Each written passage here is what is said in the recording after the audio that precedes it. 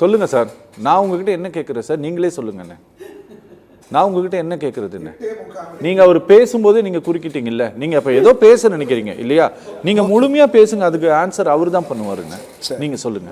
ராஜசேகர் அவர்கள் ஒரு நியூட்ரல் பர்சனோட நெருங்கிய நண்பர். அவர் வந்து விஜய்க்கு எதிரி அல்லன்னு சொல்லிட்டாரு. ஆனா எதிரியா இருந்தா கூட அவளை தாக்கி இருக்க மாட்டாங்க, அவளை தாக்கிட்டாரு. சரி, that is his personal view. Okay. அதே சமயத்தில் இவர் சொல்றாரு 8:45 மணிக்கு ஃப்ளைட்டு, 8:45 மீட்டிங் சொல்றாங்க. இவர் வந்து I want to know whether is a politician or a business man or a common man. ஏன்னா நம்ம கொலிகளாக பேசிப்போம் ஆஃபீஸில். ஒரு ஆஃபீஸில் ஒரு ஸ்டாஃப் லேட்டாக வந்தால் நீ என்ன அரசியல்வாதியோட லேட்டாக வர, டைமுக்கு வரக்கூடாதான்னு சொல்லுவோம் ஆஃபீஷியலாக. எதுக்கு சொல்லணும்னா 45 வருஷம் 40 வருஷம் இந்த அரசியலில் குப்பை கொட்டின அனுபவத்தில் சொல்லுவோம். சரி, இதில் இருக்கும்போது எந்த தலைவரும் எந்த இடத்துக்கும் எந்த மீட்டிங்க்கும் தனியாக வர முடியாது. ரெஸ்ட் ரூம் போகிறதுக்கு கூட ப்ரைவசி இருக்காது. அதுக்குள்ளே 4 ஃபோன் வரும். அந்த அளவுக்கு வேறு வெல் டிஸ்டர்ப். ஒரு சாப்பாடு நினைச்ச நேரத்தில் சாப்பிட முடியாது. இதெல்லாம் வந்து இங்க பாருங்க, இந்த கதையெல்லாம் வேண்டாம் தலைவா. இந்த கதையெல்லாம் நீங்க தனியா சொல்லுங்க. ஆமா, உங்க இந்த கதை இது கதை பாத்ரூம் போக முடியும் சார். நான் ஒரே நிமிஷம் சார், ஒரே நிமிஷம் தலை. Let me complete. அவ்வளவுதான், சின்ன விஷயம் தான். என்ன பண்றோம், அவர் என்ன பண்றாரு, பெரிய இடம் கேட்குறாரு. நீங்க எடுத்து போய் சந்துல டொக்கில் அவர் வந்து அந்த லைட்ல கேட்குறாரு. என்ன லைட்டுங்க? அந்த ஏதோ ஒரு லைட்டுன்னு ஒரு காமன் ஏரியா 6 இருக்கு. அந்த இடத்துல நீங்க கொடுத்தீங்கன்னா ஸ்பேஸ் நிறைய இருக்கும், மக்கள் நிறைய வருவாங்கன்றாரு. 10,000 பேர் தான் நீங்க எழுதி கொடுத்துருக்கீங்கன்னு சொல்றாரு. ஒரு கட்சியினுடைய நிர்வாகியா அவனுடைய நிர்வாகிகளை கணக்கு பண்ணி அவன் என்ன சொல்றான், 10,000 பேர் வருவாங்கன்னு சொல்றான். ஆனா இவருக்கு என்னென்ன special case, public started moving into the crowd. Public ஜனங்க, வெகுஜன மக்கள் உள்ள வராங்க. அதை அசஸ் பண்ண வேண்டியது, அனலைஸ் பண்ண வேண்டியது ஒரு போலீஸ்னுடைய கடமை. போலீஸ்க்கு நேத்து ஒரு அதிகாரி தயவு செஞ்சு அதை தவிர வேற எந்த வேலையும் கிடையாது. சுப்ரீம் கோர்ட் டைரக்ஷன் இருக்கு. certain things have to be taken responsible by the government, certain things by the organizer, certain things by the public. Please understand, public also responsible.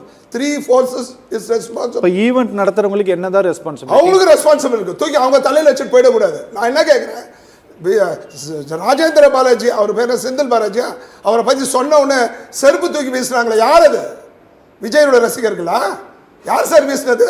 இருக்கட்டும், திருப்பதியில் குடமுழுக்கு நடக்குது, கும்பாபிஷேகம் நடக்குது. அங்க 1 லட்சம் பேர் கூடியிருக்கான். அங்க கூடியிருக்க இடத்துல ஒரு 10 பேர் நடுவில் போய் லத்தி சார்ஜ் பண்ணுங்க. அதை 10 500 பேர் 50 பேரை தள்ளும். அந்த 50 500 ஆக்கும், 500 50,000 தள்ளும். சத்தியமா 200 300 பேர் செத்துருவான். என்ன sensitive?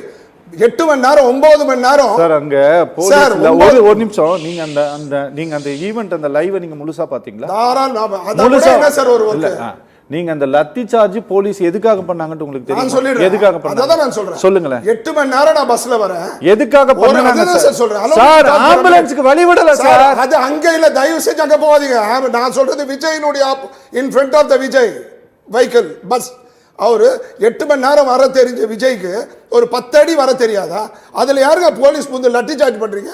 What is the reason behind of doing lathi charge? சரி, ஒவ்வொரு இடத்துலயும் உங்களுக்கு இது வந்துருமா, ஆம்புலன்ஸ் வந்துருமா? தயவு செஞ்சு புரிஞ்சுக்கோங்க. அதுவும் ப்ரிப்பேர்டா இருக்கு. நிறைய ஒரு பையன் லெட்டர் எழுதி வச்சு தற்கொலை பண்ணிட்டான் சார். இவருதான் காரணம். எனக்கு தெரிந்தாலும் நான் பேச முடியாது. எந்த ஊருக்கு? விழுப்புரத்துல. சரி, விழுப்புரத்துல அந்த பையன் பேர் வந்து ஐயப்பன் பேரு. லெட்டர் எழுதி வச்சுட்டான். எங்களுடைய நிர்வாகி நான் தாவேக்கா, இதுக்கு காரணம் வந்து நான் சொல்லல, அந்த லெட்டர் சொல்லுதுன்னு சொல்லிட்டு போலீஸ்காரங்க வெளியிட்டு இருக்காங்க. இந்த அவர் செந்தில் பாலாஜி அவர்கள் தான் காரணம். அவரை நீங்க கைது பண்ணுங்க. அது என்னுடைய கருத்து அல்ல. உடனே 5 கோடிக்கு 6 கோடிக்கு 7 கோடிக்கு நஷ்டஈடு போட்டுருங்க. இப்படி மறுத்தியே பேசுறவனெல்லாம் அடைக்கிறீங்க. ஓகே, நாங்க அடைகிறோம். பயந்துக்கிட்டு எங்ககிட்டே இருக்கு கோடிகள் கணக்கில், நாங்கள் எங்கே போகிறது? அதெல்லாம் இருந்தால் நாங்களும் மாநாடு நடத்துவோமே. அதெல்லாம் அது ஒரு பக்கம் இருக்கட்டும்.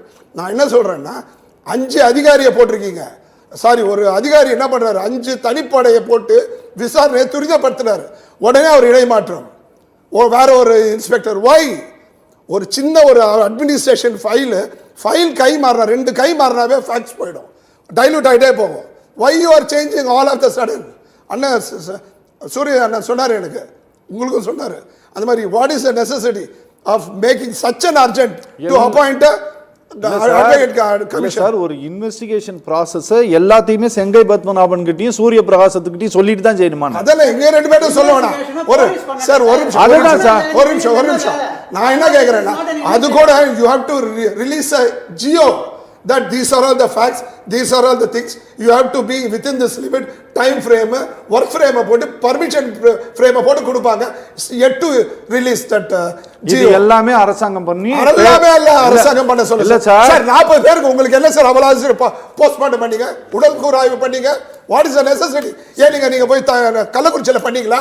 ஒட்டுமொத்த தமிழ்நாடு திமுக தானே சார் இருக்கு. அப்படி இல்ல சார் ஒரு சொல்லி வச்ச மாதிரி 1/2 மணி நேரத்துல எல்லாம் ரீச் ஆறீங்களா சார் ஸ்பாட்டுக்கு? எப்படி சார் வர முடிஞ்சது உங்களால? 50-60 ஆம்புலன்ஸ் நீங்க இன்னைக்கு ஒரு ஆம்புலன்ஸ் போடுங்க சார், சத்தியம் தேட்டர் ஸ்டுடியோல இருந்து வரதுக்கு 1/2 மணி நேரம் 3/4 மணி நேரம் ஆகும் ஒரு ஆம்புலன்ஸ் வர்றதுக்கு. 50 ஆம்புலன்ஸ் எப்படி சார் சொல்லி வச்ச மாதிரி வந்துச்சு? ஒரு நீங்க 40 வருஷமா நீங்க அரசியல்ல இருந்தீங்கன்னு நினைக்கிறேன். சொல்ல ஒரே ஒரு நிமிஷம் கொஞ்சம் நான் சொல்ல கொஞ்சம் ஒரு நிமிஷம். 40 வருஷம் அரசியல்ல இருந்தேன்னு சொல்றீங்க. ஒரு பெரிய நிகழ்வு நடக்கும்போது ஒரு அட்மினிஸ்ட்ரேஷன் ப்ரொடெஸ்ட் பாதுகாப்பு கொடுக்கணும் அப்படின்னா போலீஸ்காரங்க மட்டும் தான் வந்து அங்க நிக்கிறதுன்னு நீங்க நினைச்சிட்டு இருக்கீங்களா? இல்ல சார், நீங்க அது மட்டும் தான் நினைக்கிறீங்களா? Sir ambulance, hospitals, fire service arrangement எல்லாம் பண்ணி வைக்க கூடாதா சார்? இந்த ஆம்புலன்ஸ் கதையெல்லாம் எனக்கு எடப்பாடி காலத்துல இருந்து, எடப்பாடி சீசன்ல எப்ப வந்தாலும் ஆம்புலன்ஸ் இருக்கு, ஆம்புலன்ஸ் இருக்கு, ஆம்புலன்ஸ். சரி, நீங்க நிறைய பேசிட்டீங்க, சொல்லுங்க சார். 41 பேர் இறப்புக்கு அரசாங்கம் பொறுப்புன்னு சொல்லல. அந்த சம்பவத்துக்கு ஒரு கான்ஸ்பிரசி, ஒரு கொலை நடக்குது, 9 பேர் சொல்றான் அது வந்து சரி சார், இயற்கை மரணம். யார சொல்றீங்க சார்? ஒரே ஒருத்தர் சொல்றாரு. யார சொல்றீங்க? என்கிட்ட 5 கோடி கான்ஸ்பிரசி எப்படின்னு சொல்றீங்க? என்கிட்ட 5 கோடி நஷ்டம் சார். யார சொல்றீங்க? மான நஷ்ட வழக்கு வாங்குறதுக்கு 5 கோடி 10 கோடி என்கிட்ட இல்ல தலைவா. தயவு செஞ்சு என்ன விட்டுருங்க, இந்த விளையாட்டுக்கு நான் வரல, என்ன விட்டுருங்க.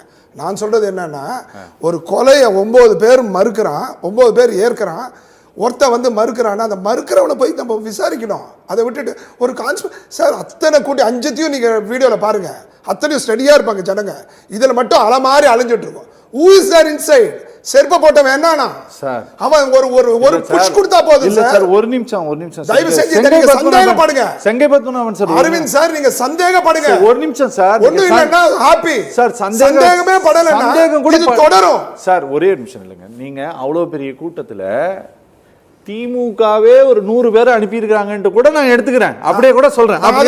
நீங்க சொல்லல, நான் சொல்றேன். திமுக தான் இல்ல சார், திமுக சார். ஒரு நிமிஷம் சார், ஒரே நிமிஷம். திமுக காரங்க தான் ஒரு 100 பேரை அனுப்புனாங்கன்னு நான் சொல்றேன்.